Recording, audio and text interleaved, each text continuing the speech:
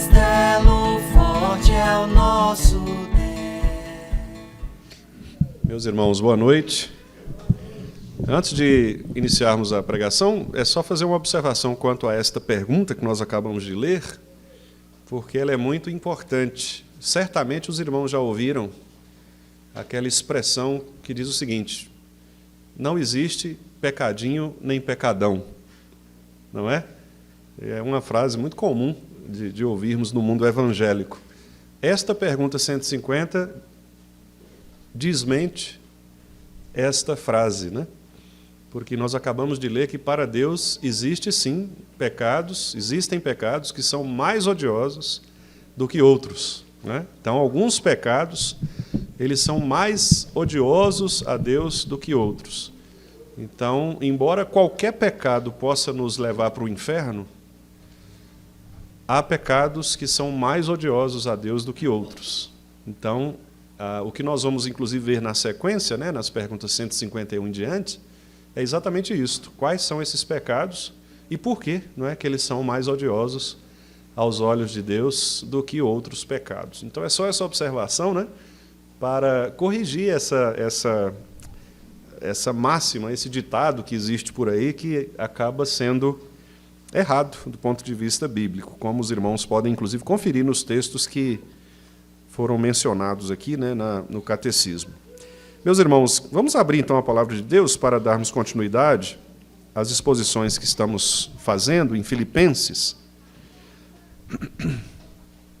Filipenses capítulo 3,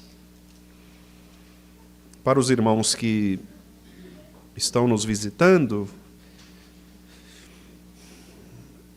esclarecer que nós estamos expondo nos cultos da noite, principalmente, o texto da carta de Paulo aos Filipenses. E estamos hoje no trecho que começa a partir do verso 17 do capítulo 3 e vamos até o versículo 1 do capítulo 4, porque esta é uma sessão única, embora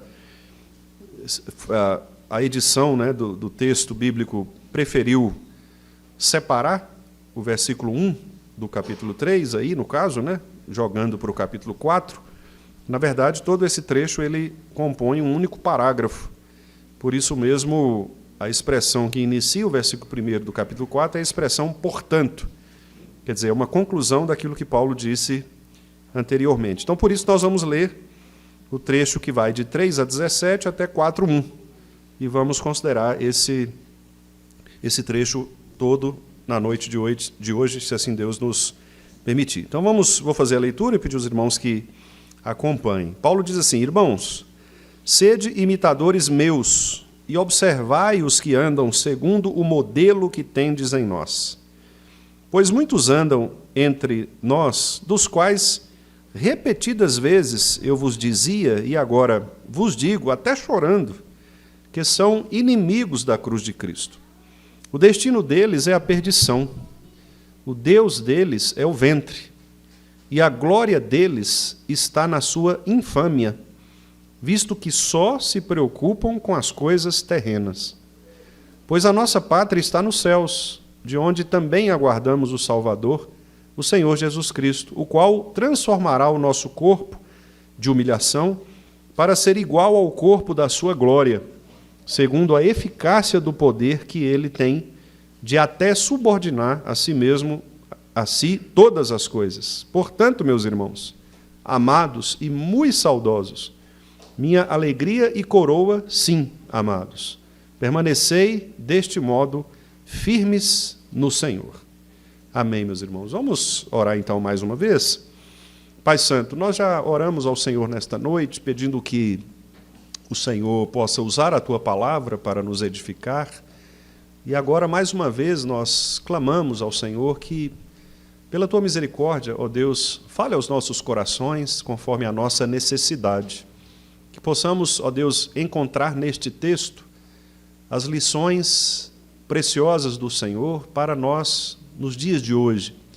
Lições tão preciosas quanto foram para aqueles nossos irmãos lá de Filipos, na época em que receberam esta palavra por meio do apóstolo Paulo.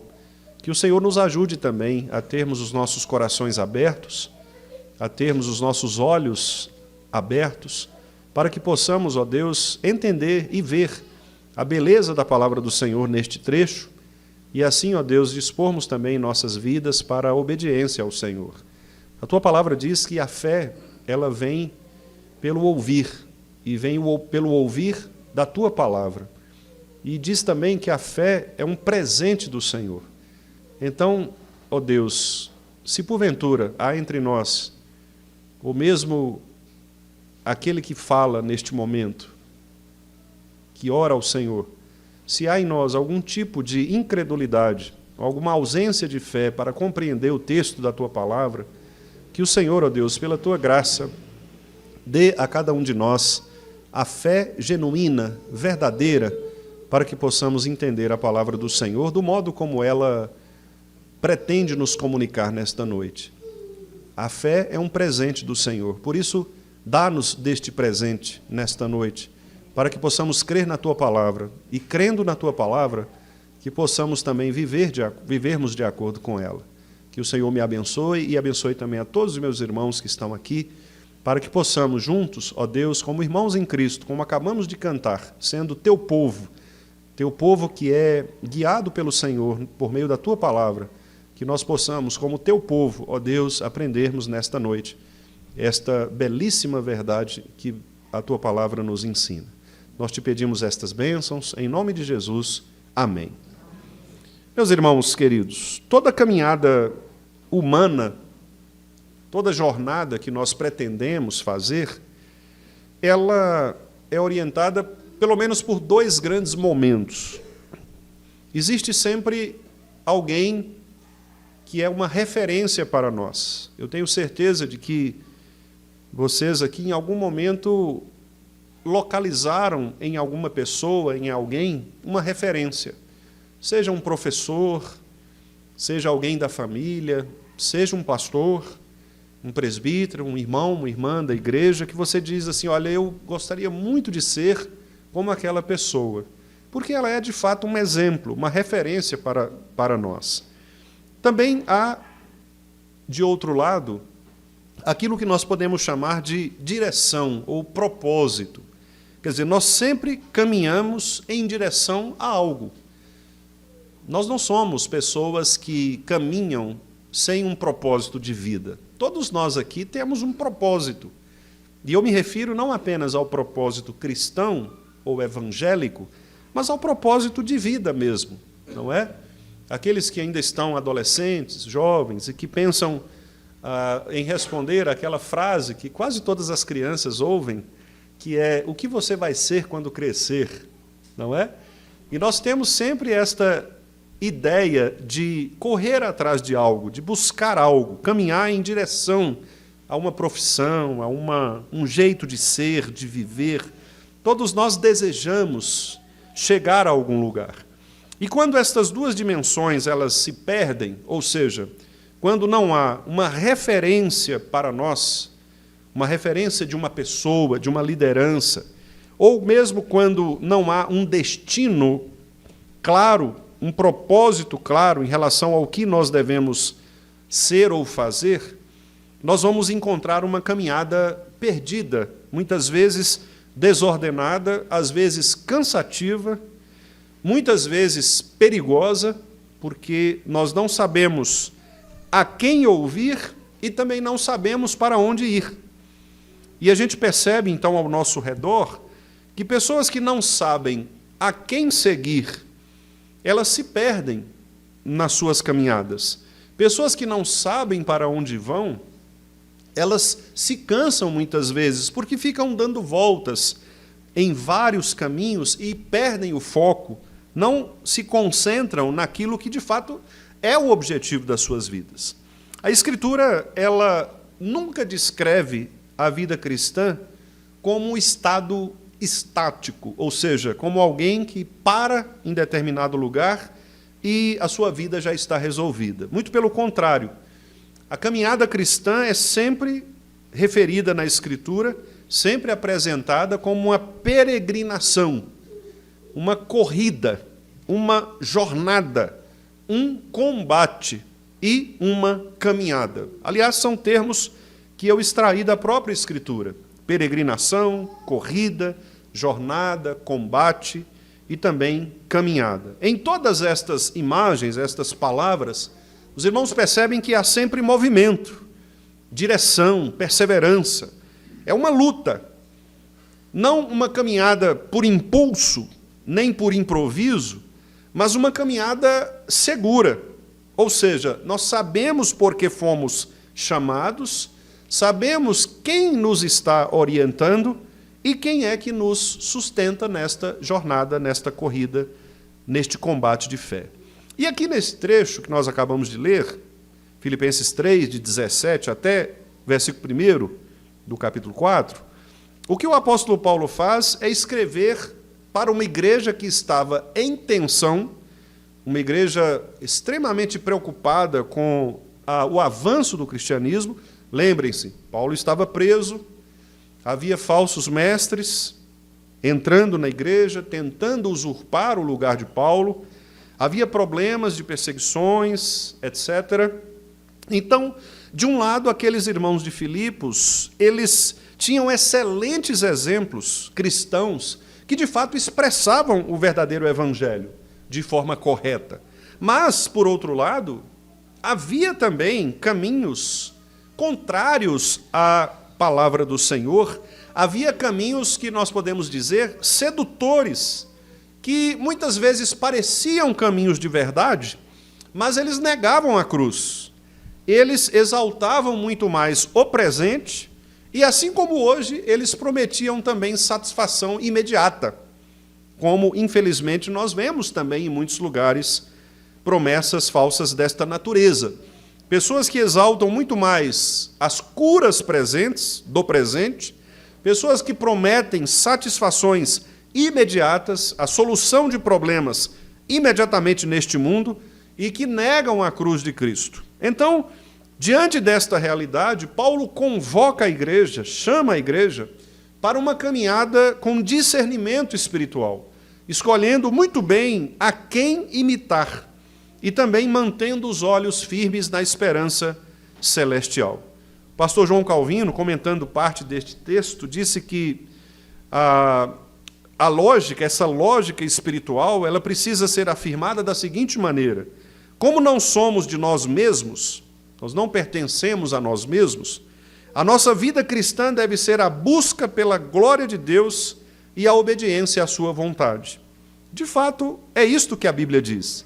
Esta frase do pastor Calvino nada mais é do que a revelação do verdadeiro fundamento de toda a vida cristã. A vida cristã começa exatamente quando nós deixamos de viver centrados em nós mesmos, quando nós destronamos o eu e quando a nossa caminhada começa a ser aquela caminhada governada pelo Senhor, pela sua palavra, que encontra propósito e direção nele, no Senhor e na sua palavra.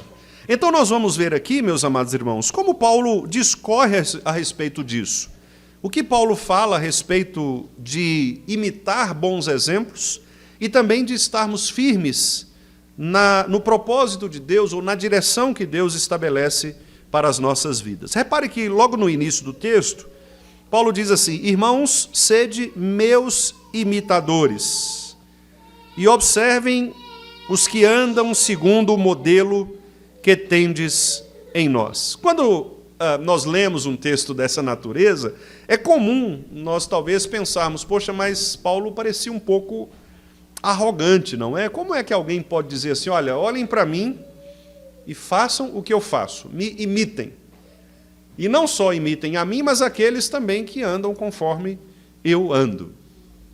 Se alguém dissesse isto hoje, nos soaria algo meio que arrogante, pedante. A gente desconfiaria de uma pessoa assim. De fato, à primeira vista, o texto ou esse chamado de Paulo pode parecer ousado, não é? E numa cultura que valoriza, como a nossa, a autonomia individual, desconfia de qualquer autoridade moral, essa ideia de imitação também nos parece uma coisa estranha. Mas, meus irmãos, é óbvio que Paulo não está aqui convidando a igreja para copiar a sua personalidade. o seu temperamento, as suas preferências culturais. Óbvio que o que Paulo está mostrando aqui significa algo muito mais profundo. O que Paulo quer ensinar aos irmãos de Filipos e a nós é que existe um padrão de vida moldado pela cruz de Cristo e pela esperança que a cruz de Cristo oferece a todo crente. Hoje pela manhã, eu usei aqui o exemplo do afinador de instrumentos. E eu disse aos irmãos que, quando nós estamos diante de vários instrumentos, não é correto nós afinarmos um instrumento pelo outro, porque pode haver variações neste intervalo de um instrumento em relação ao outro. Nós usamos um afinador. Este afinador é um afinador padrão. E se todos os instrumentos forem afinados de acordo com este afinador, toda a orquestra será afinada. A mesma coisa é a vida cristã. A vida cristã ela é moldada por um padrão. Ela tem um parâmetro, que não é um parâmetro individual, pessoal, relativo a um líder especificamente, mas é, como nós vamos ver aqui em Paulo, moldado, este padrão é moldado pela cruz de Cristo no Evangelho de Cristo, que é o que vai produzir na vida da igreja uma caminhada segura. A fé cristã, então, não é aprendida apenas por meio de livros, por meio de sermões, por meio de confissões. A fé não é aprendida por observação. Hoje eu estava olhando uma fala de um professor, de um filósofo que eu admiro muito, que é o professor Luiz Felipe Pondé, e ele respondia perguntas sobre Jesus Cristo. E a brincadeira era a seguinte: verdade ou mito? E aí a pessoa perguntava para ele o que era, falava alguma coisa a respeito de Jesus, e ele dizia, não, isso é verdade. Ou então ele dizia, não, isso é mito. E eu assisti e achei curioso, porque perguntaram para ele, por exemplo, fizeram várias perguntas, mas eu vou citar apenas uma delas. Perguntaram assim, Jesus, os cristãos dizem que ele é divino e humano, isso é verdade ou mito? Eu pensei, bom, ele vai falar que é mito. E ele disse, é verdade. Eu falei, uai, engraçado isso, né? E ele afirmou e disse, inclusive, com expressões teológicas corretas, bíblicas, dizendo, é verdade. Ele nasceu, os cristãos entendem que ele é o Filho de Deus, etc. Perguntaram sobre a ressurreição, mito ou verdade? Ele falou, verdade. Não faz sentido as pessoas morrerem por isso se não fosse verdade que ele ressuscitou. Eu falei, gente, mas o homem... E ele se diz agnóstico, né? Ele se diz um ateu. É mais ou menos isto aqui que nós estamos querendo dizer. Afirmações categóricas da teologia não garante a ninguém que esta pessoa está na caminhada genuína da fé. Pastores, líderes, pessoas podem declarar a fé em Jesus, contudo, ser daquela fé de que Tiago diz que até os demônios têm e tremem. Ou seja, saber quem Deus é, saber de valores teológicos, fazer afirmações como estas que nós acabamos de fazer aqui no Catecismo de Westminster, realizar um culto a Deus, como nós fazemos, de acordo com a Escritura. Todas estas coisas são muito boas, mas elas não são a garantia de que nós estamos caminhando a vida cristã corretamente.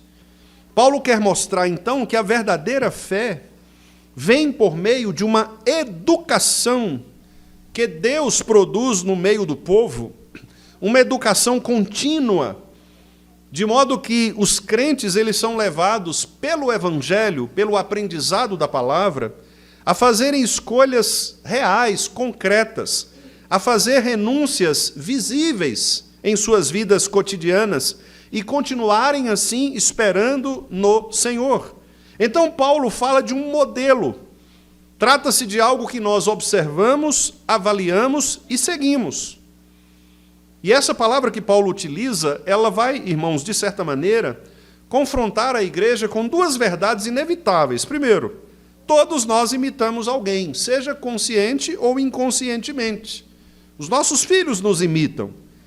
Você olha para o pai e olha para o filho e você percebe que o caminhado do filho é igualzinho ao caminhado do pai. Mas o pai nunca disse assim, olha, eu vou te ensinar a caminhar do meu jeito. Não, é uma imitação informal ou uma imitação natural. Nós imitamos as pessoas quando elas falam. Às vezes você ouve e diz, olha, ele fala parecendo com o fulano. De fato, nós imitamos as pessoas, porque nós somos um povo criado à imagem e semelhança de um único Deus, portanto, nós estamos sempre conectados uns aos outros. E nós imitamos aqui e ali pessoas. Segundo é que toda vida cristã, ela influencia outras vidas. Ou seja, a fé cristã não é uma fé privada. Não é a sua fé, é a fé de um povo. É a fé, como diz Judas, que de uma vez por todas foi entregue aos santos. Então não é a fé que pertence ao pastor, não é a fé que pertence à irmã fulana, mas é a fé que pertence ao povo de Deus. Portanto, pais influenciam os seus filhos, por isso Deuteronômio nos ensina que nós devemos falar da palavra de Deus para os nossos filhos, todo momento, levantando, deitando, caminhando. Líderes influenciam igrejas, influenciam instituições. Cristãos influenciam outros cristãos. Cristãos maduros influenciarão os cristãos mais novos a terem uma fé madura, amadurecida. Cristãos imaturos também influenciarão os novos crentes a terem uma fé imatura. O fato é que nós, seja em que lugar estivermos, nós vamos influenciar as pessoas. Como eu disse, há aquele professor que nos influencia, há aquele presbítero que nos influencia, há aquele pastor que nos influencia, sempre há alguém na nossa vida que nos influencia. Eu desejo pregar como pastor fulano, eu desejo que a minha igreja seja parecida com a igreja de tal pastor ou de tal região. Todos nós somos influenciados de alguma maneira. Paulo não se apresenta aqui, como eu disse, como um modelo de perfeição, mas um modelo de coerência. O que Paulo está querendo dizer é que a vida dele era marcada por sofrimento, por renúncia, perseverança, esperança, valores cristãos que ele não podia produzir por si próprio. Não foi Paulo quem produziu a fé em seu coração. A fé é dom de Deus. Nós sabemos da história. Ele era um homem perseguidor da igreja, mas tornou-se agora o apóstolo de Cristo para pregar o evangelho aos gentios. Paulo não produziu a sua própria perseverança. A perseverança é um dom de Deus, é Deus quem nos preserva de cair. Paulo não produziu a sua própria esperança na ressurreição dos mortos, foi Cristo quem deu a Paulo a esperança de que ele vai voltar e com o seu retorno resgatar todos aqueles que estão consigo. Então, caminhar com bons exemplos, meus amados irmãos, não é idolatria, mas é um tipo de pedagogia espiritual. Quando você escolhe pessoas que são exemplos de vida cristã, para que você possa copiá-las, para que você possa caminhar conforme o modelo delas, você não está necessariamente cometendo um ato idólatra, mas você está sendo também moldado por Deus, por meio do seu povo, por meio de vidas que, mesmo imperfeitas, mesmo pecadoras, estão sendo moldadas, orientadas pelo Evangelho. O reverendo Hermiston, que alguns irmãos conheceram, foi o meu professor, ele costumava dizer o seguinte, que aluno e professor nós não escolhemos. Quem é professor aqui sabe disto, né? Você chega na escola e você tem uma lista de alunos que você talvez não conheça nenhum deles ali. E os alunos também não escolhem o professor. Ele chega na escola, o professor já está lá. Então, é uma relação profissional. Mas, discípulo e mestre, nós podemos escolher. Ou seja, o aluno ele pode escolher o mestre que ele quer seguir. E o mestre pode escolher o discípulo a quem ele quer discipular. Então, esta relação de discípulo e mestre, ela é diferente de uma relação profissional de professor e aluno. Ou seja, você pode escolher, pelo discernimento que Deus te dá, o mestre que você deseja escolher. Você pode escolher a quem imitar. Você pode escolher quem você deseja ser na sua vida, quem você deseja espelhar, com quem você deseja parecer. É isto que Paulo está dizendo. Paulo está dizendo, irmãos, os cristãos têm um padrão de fé, de esperança, um padrão de comportamento, e nós precisamos estar juntos, unidos nisto, para que todos nós sejamos vistos pelo mundo com igualdade de mérito na pessoa de Cristo, porque é Cristo quem produz em nós este exemplo de fé. Mas, meus irmãos, Paulo, que era muito honesto com todas as situações que aconteciam na igreja, ele chega e diz para os irmãos, olha só que eu preciso dizer a vocês que nem tudo são flores.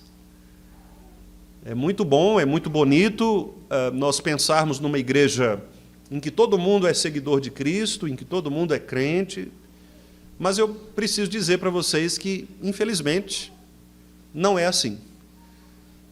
Verso 18. Pois muitos andam entre nós, quer dizer, Paulo está falando das próprias pessoas. Quando ele fala andam entre nós, ele está dizendo das pessoas que estavam convivendo ali com os crentes de Filipos. Não eram necessariamente os ímpios, aquelas pessoas de fora, era gente de dentro da igreja. Muitos andam entre nós, e é interessante que ele usa muitos, né? O que dá a entender que não eram poucas pessoas. Se fosse uma pessoa, se fossem duas, Paulo talvez até nomeasse, como ele faz em outros lugares, né? Porque em outros lugares ele menciona Alexandre, Himeneu, ele menciona, ele dá nome às pessoas. Aqui não, ele fala muitos. Então, provavelmente, um grupo de pessoas, né, dos quais, repetidas vezes, eu vos dizia, quer dizer, não era um povo que surgiu agora, era gente que já vinha praticando esse tipo de atitude, repetidas vezes, recorrentemente, porque Paulo já disse outras vezes, não era surpresa para eles.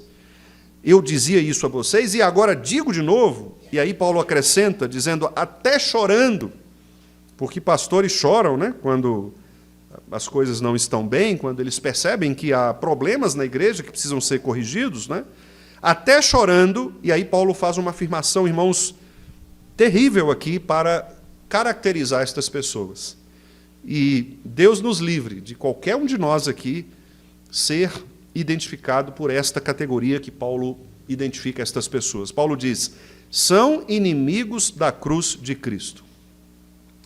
Paulo é direto no ponto de como ele caracteriza estas pessoas.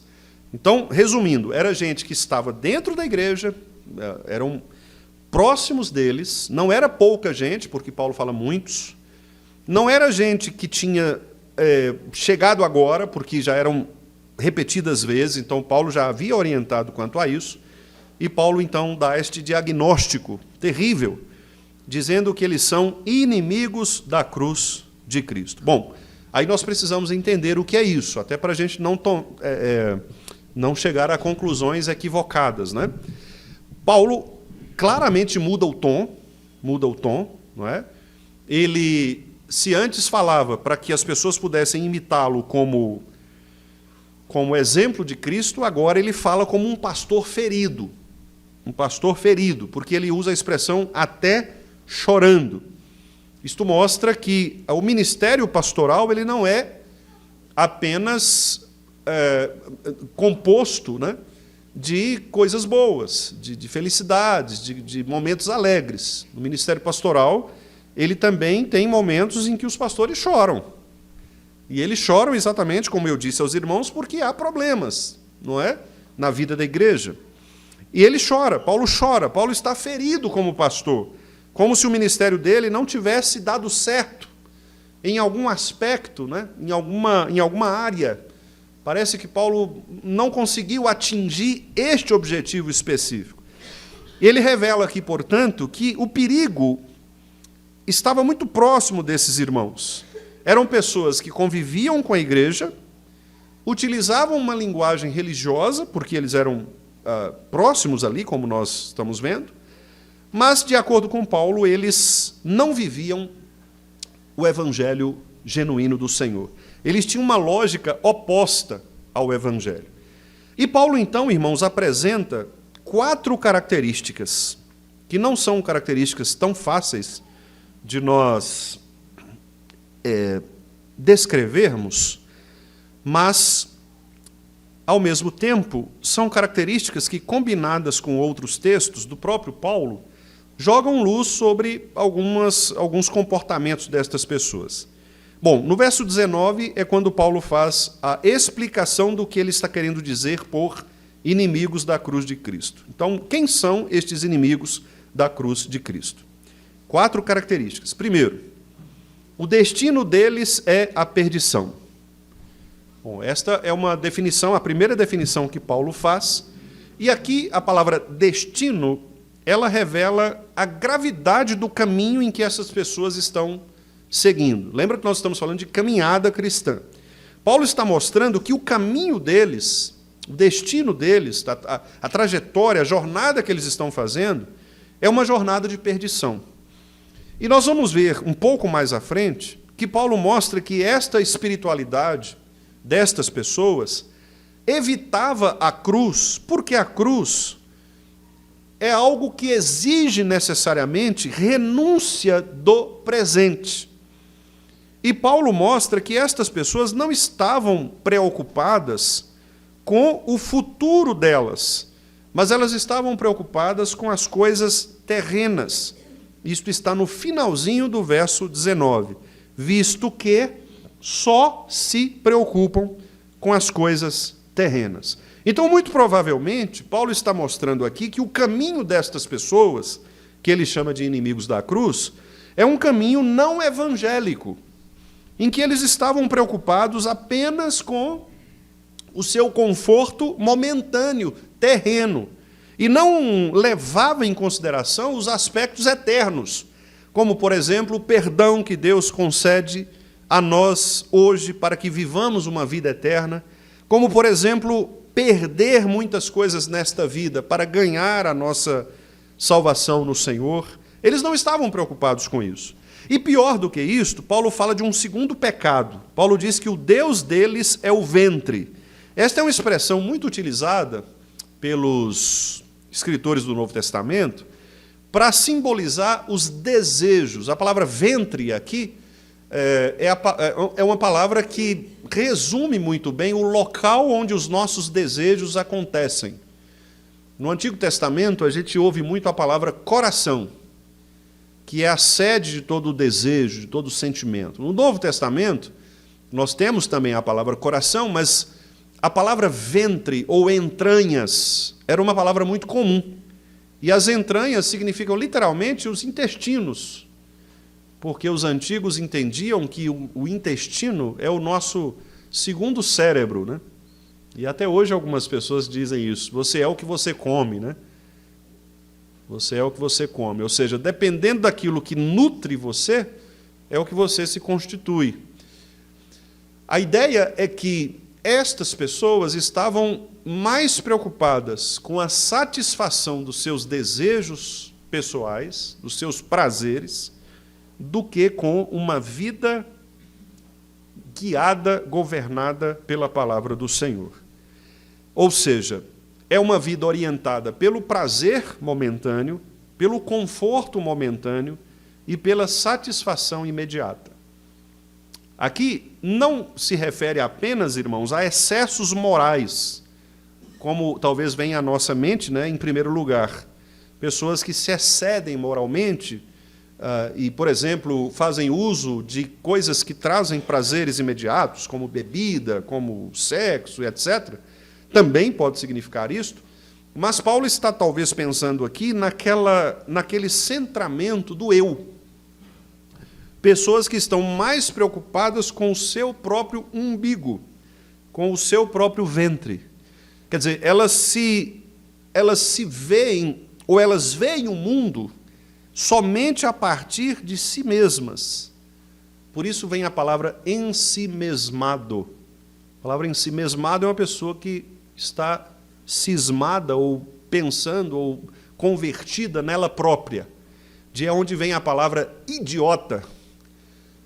Idiota é a palavra que refere a alguém que está focado nele, que é o id. Ele é o centro de tudo. Egocêntrico, ególatra, ou seja, adorador de si mesmo. Paulo está querendo mostrar que estas pessoas são ególatras. elas querem adoração para si próprias. Que tipo de adoração? Elas querem que todas as coisas sejam concentradas na visão que elas próprias têm a respeito do mundo.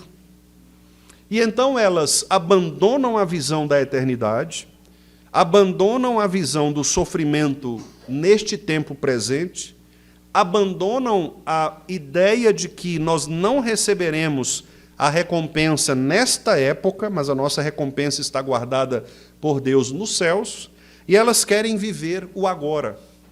E vocês se lembram, meus irmãos, que Jesus disse que todos aqueles que querem viver a vida cristã agora, ou os prêmios da vida cristã agora, são pessoas infelizes.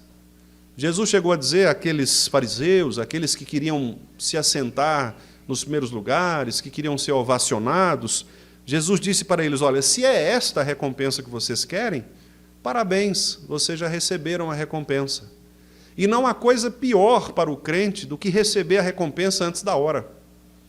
Porque a recompensa que nos está prometida não é aqui, é a recompensa da eternidade. Paulo diz que os sofrimentos do tempo presente não podem ser comparados com a glória que há de ser revelada em nós. Então essa turma aqui parecia querer viver a vida do presente. Parecia querer viver uma vida com conforto, segurança, prazer neste mundo, neste tempo. E então, Paulo diz que a glória deles, em terceiro lugar, a glória deles está na sua vergonha. Ou seja, aquilo que deveria gerar arrependimento passa a ser celebrado por eles. O pecado se torna normal, relativizado, defendido. A consciência deles é uma consciência anestesiada, porque eles estão centrados em si mesmos, estão caminhando para a perdição, o destino deles é a perdição, e eles continuam tranquilos, como se nada tivesse acontecido. E Paulo diz, a glória deles está na própria vergonha do não arrependimento, ou seja, de não perceberem os seus próprios pecados. E, em quarto lugar, ele resume dizendo que eles só pensam nas coisas terrenas. Ou seja, o horizonte de vida deles se torna um horizonte extremamente estreito. Não há uma perspectiva futura, não há temor de Deus, não há esperança além do agora. E, no outro lugar, em 1 Coríntios 15, Paulo escreve dizendo que se a nossa esperança em Cristo ela se limita apenas a esta vida, nós somos os mais infelizes, miseráveis de todos os homens. Por quê? Exatamente porque a vida cristã ela não é focada neste tempo presente. E este é um dos erros, por exemplo, da teologia da libertação. Porque a teologia da libertação pensa que a salvação do mundo está na salvação de pessoas pobres neste tempo presente. Não, Jesus disse, os pobres sempre os tereis convosco. E por isso nós não devemos focar a nossa salvação, a nossa redenção, neste mundo.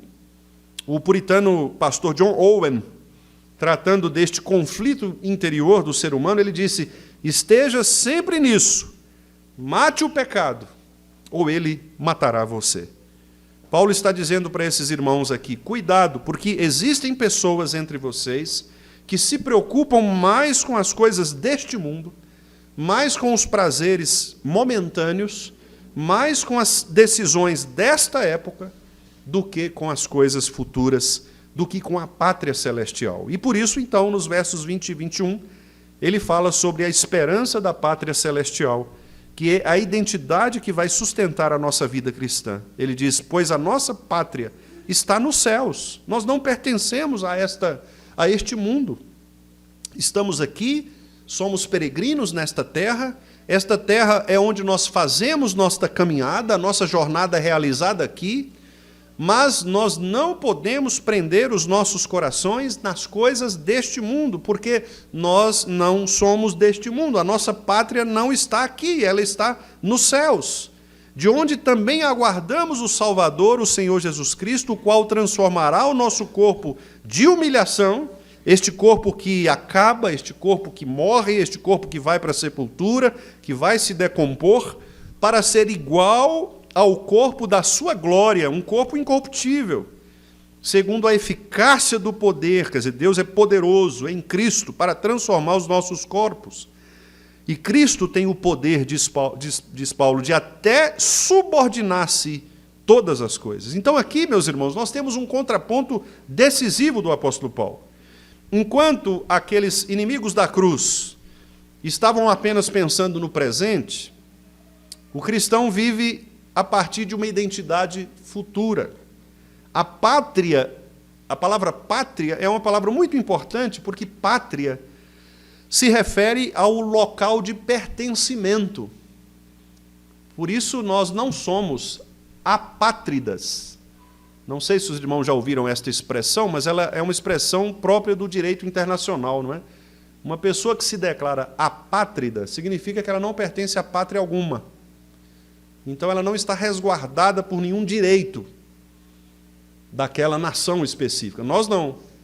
Nós somos pátridas ou patriotas, não no sentido político, mas no sentido de que nós pertencemos a uma pátria.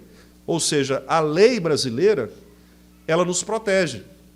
Se você, por exemplo, viajar para um país e sofrer algum tipo de um crime lá no outro país, o governo brasileiro ele tem jurisdição sobre você lá no estrangeiro. Você pode ir a uma embaixada brasileira, a um consulado brasileiro, e você será guardado ali, recolhido ali naquele lugar, porque você tem uma pátria. Paulo usa esta expressão exatamente por este motivo. Paulo está dizendo, vocês estão no mundo, mas vocês têm um lugar de refúgio, uma pátria, que não é esta do mundo. A pátria de vocês, ou o lugar onde vocês são guardados, e que é a identidade de vocês, é os céus. É o céu. Então, os cristãos que viviam em Filipos, que era uma colônia romana, não é, como nós sabemos, orgulhosa da sua cidadania, eles sabiam muito bem o que significava viver em um lugar e pertencer a outro. Porque eles eram colônia de um povo que não era o seu próprio povo. Como, aliás, o povo de Deus, muitas vezes, viveu desta maneira, como estrangeiro em terra estranha. Nós somos estrangeiros em terra estranha. Nós vivemos neste mundo, mas nós não pertencemos a este mundo. Nós pertencemos ao céu. Então, essa cidadania celestial de que Paulo fala, irmãos, ela vai redefinir as nossas prioridades. Ela vai relativizar as nossas perdas, por exemplo. E ela vai fazer com que a nossa fidelidade a Deus se torne justificável. Porque, como disse Lutero, se nós tivermos que perder família, bens, prazer, tudo se acabar neste mundo, nós reinaremos com Cristo. Ou seja, embora nós tenhamos que valorizar as coisas que Deus nos dá nesse mundo, nós não podemos perder de vista o céu, ocupando-nos excessivamente com as trivialidades ou com as atrações deste mundo que nós habitamos. Muitas pessoas tentam fazer deste mundo o céu. Muitas pessoas, irmãos, cometem a idolatria não só em relação a trocar Deus por outra criatura, mas a trocar o céu pela terra. Há pessoas que não pensam mais e não suportam pensar numa vida com Deus na eternidade. Elas fixam os seus corações tão profundamente neste mundo que elas se esquecem da certeza do céu. Por isso o puritano Thomas Watson fez uma pergunta interessante. Você tem certeza do céu? E a resposta foi, então, viva acima do mundo e faça disso a sua caminhada cristã. Os cristãos que têm certeza de que não pertencem a este mundo, mas que têm a sua pátria no céu, eles não agem conforme as regras deste mundo. Eles não firmam a sua esperança nas regras deste mundo. Eles estão sempre contrários ou na contramão das metodologias humanas. Por isso nós vimos hoje pela manhã Paulo falando que o evangelho é loucura para o mundo. E é mesmo. Porque esse Deus que nós cremos é um Deus que faz coisas que ninguém pode fazer. Esse Deus que nós cremos é capaz de converter o pior dos pecadores. Esse Deus que nós cremos é capaz de converter um homem que comemorou a morte de um diácono, Estevão. Ele converte o coração de um homem chamado Saulo, para fazer deste Saulo o maior pregador da história da igreja. Esse Deus é um Deus que, quando tudo parecia perdido para o povo de Israel, que via os carros de Faraó se aproximarem e à frente o mar, não havia mais saída para eles, este é o Deus que ordenou que Moisés mandasse as águas se abrirem. E as águas se abriram. Este é o mesmo Deus, meus amados irmãos, que estava assentado no barco com os seus discípulos, dormindo. Uma grande tempestade veio, os discípulos ficaram com medos. O que vamos fazer, Senhor? O Senhor não está importando que nós vamos morrer? Ele se levanta e diz: chega. O mar, as águas, o vento, tudo para. E eles ficam olhando um para o outro, dizendo assim: poxa, até o vento obedece à voz deste homem. Este é o Deus que nós cremos, queridos irmãos. Nós não trabalhamos conforme as regras deste mundo. E enquanto nós não crermos nisto, nós vamos deixar de experimentar as bênçãos de Deus em nossas vidas. Enquanto a gente precisar ver para crer, nós seremos como Tomés.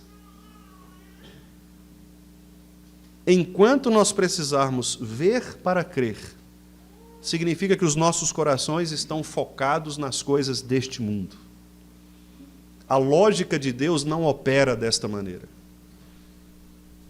A lógica de Deus opera da seguinte maneira: toma o teu filho, suba no monte e sacrifique-o em meu nome.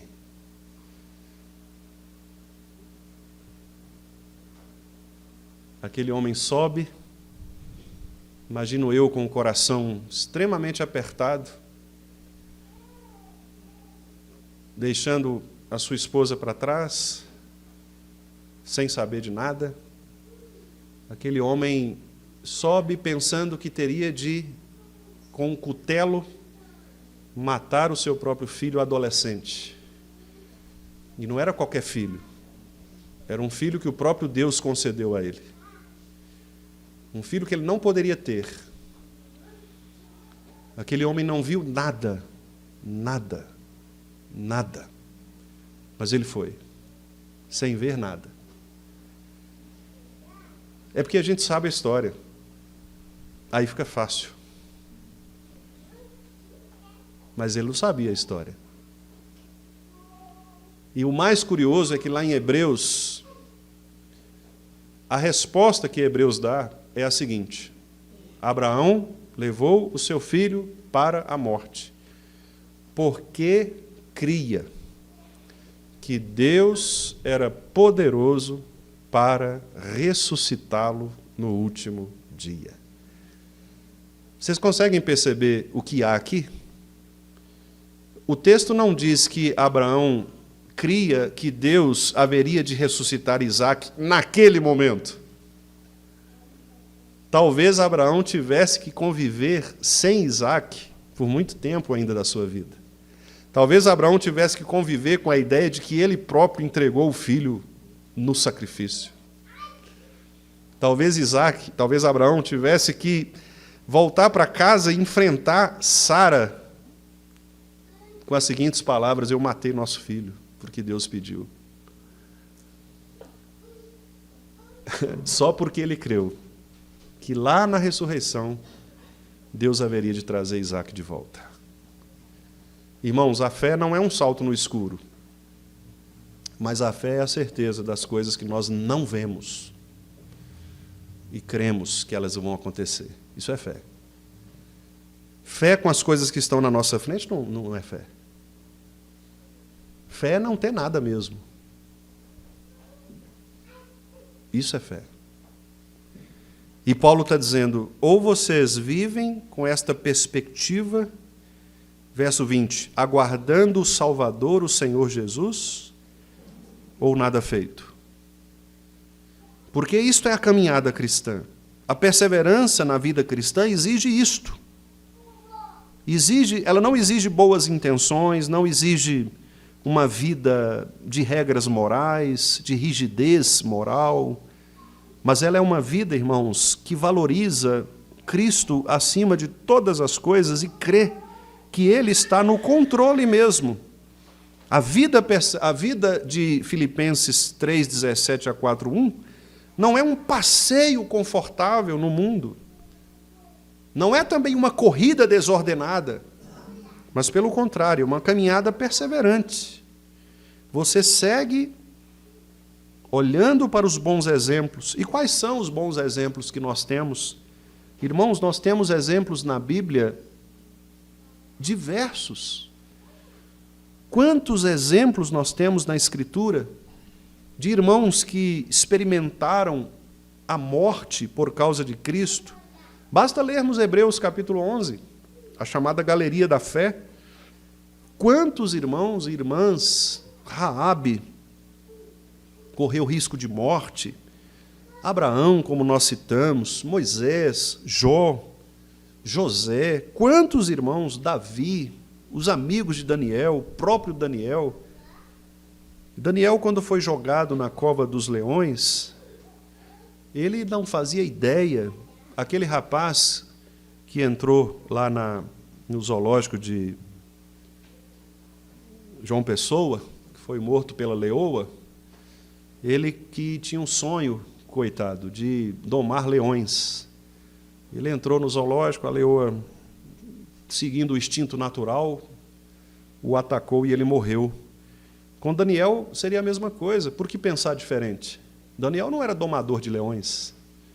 Ele cai numa cova cheia de leões, e a Bíblia diz que é Deus quem fecha a boca dos leões. Daniel sabia disso? Claro que não. Ele pensou que seria devorado pelos leões mesmo, que é natural acontecer. Ou seja, ser crente é ir para a morte.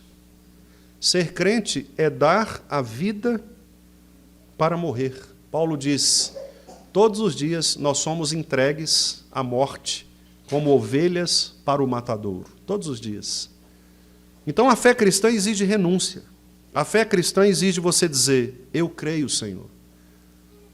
Eu creio. Não no que eu vejo, mas no que o Senhor promete.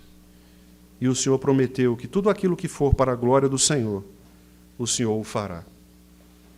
Rejeitamos, portanto, irmãos, o imediatismo deste tempo, focado nas coisas deste mundo, como se para nós tudo isso fosse o próprio céu. Devemos manter o nosso coração na pátria celestial, em Cristo nosso Senhor. E, finalmente, devemos permanecer firmes no Senhor até o fim. A minha oração sincera é que Deus nos conceda graça para que nós vivamos neste mundo como peregrinos, discípulos atentos, mas cidadãos dos céus. Nós não pertencemos a este mundo. E sustentados pela fé e pela esperança, que nós caminhemos, irmãos, olhando para bons exemplos de fé, bons exemplos de convicção, de firmeza no Senhor, e que tudo isto nos motive a caminharmos para a presença de Deus em Cristo, sabendo que não é neste mundo que nós receberemos a salvação, mas é naquele dia quando Cristo voltar e achar fé na terra. A pergunta da palavra de Deus é uma pergunta impactante. Quando Cristo voltar, achará porventura fé na terra? É uma pergunta que deve nos desafiar. Eu receio que muitos daqueles que dizem ter fé não a tenham verdadeiramente. Porque talvez estas pessoas estejam muito mais focadas nas coisas que eles veem do que naquilo que não se pode ver, mas que temos a certeza de que está lá. O Senhor é o nosso refúgio e fortaleza, socorro bem presente nas tribulações. Ainda que a terra se transtorne, os montes se abalem, fujam para o meio dos mares, o Senhor estará conosco sempre. A sua mão nos guiará, nos protegerá. O Senhor é o nosso pastor, nada nos faltará. Esta é a verdade da palavra de Deus. Ainda que tudo pareça contrário. Se faltar fruto na vide, se no curral não tiver gado, todas as coisas acabarem, ainda assim nós nos alegraremos no Senhor. Então, creia nisso. E Deus vai fazer da sua vida uma vida muito mais feliz, porque você não vai se satisfazer com as coisas que você vê, mas você vai se satisfazer nele. Porque, como nós lemos aqui no texto da liturgia, ele é a nossa porção. É ele quem deve nos alegrar. É ele quem deve ser a nossa principal alegria. Meus irmãos, eu gostaria que, antes de nós cantarmos um hino final e encerrarmos, que nós tivéssemos também um momento de oração, mais um momento, de oração. E eu gostaria que os irmãos orassem especificamente pela vida de nossa igreja, no que tange a questão da reforma. Nós precisamos de recursos financeiros, temos buscado isso, Deus nos tem abençoado com doações, irmãos que têm disposto os seus corações para nos ajudar. E, particularmente, eu creio que Deus tem um propósito em nossa igreja, em nossa vida, de nos fazer confiar nele em todas as coisas. Os irmãos vão receber no próximo domingo o relatório da tesouraria e vão perceber que os nossos desafios são imensos, são grandes. Mas, como pastor da igreja, eu preciso lhes dizer que não há desafio grande que seja empecilho para o nosso Senhor. Deus não se importa com tamanhos de desafios. Ele é muito maior do que qualquer desafio que nós possamos enfrentar. Então, nós vamos orar por isso nesse momento e vamos clamar ao Senhor que levante pessoas, ou nós mesmos, que disponhamos o nosso coração para ofertas, para os nossos recursos, para que Deus assim possa nos abençoar e que nós possamos ver a nossa igreja crescendo cada vez mais, não apenas do ponto de vista patrimonial, numérico, mas também espiritualmente falando, uma igreja que confia no Senhor. E, irmãos, estes momentos em que nós somos dependentes são os momentos em que nós mais crescemos na vida cristã. É fácil você dizer que as coisas estão bem quando as coisas estão bem. O problema é você dizer que as coisas estão bem quando as coisas estão mal. E este é o grande desafio. Porque você dizer, olha, está tudo bem quando está tudo azul, beleza. Mas quando não está nada bem, quando não está nada favorável, você dizer assim, está bem, porque o Deus que está comigo é maior do que isso aí. É mais difícil.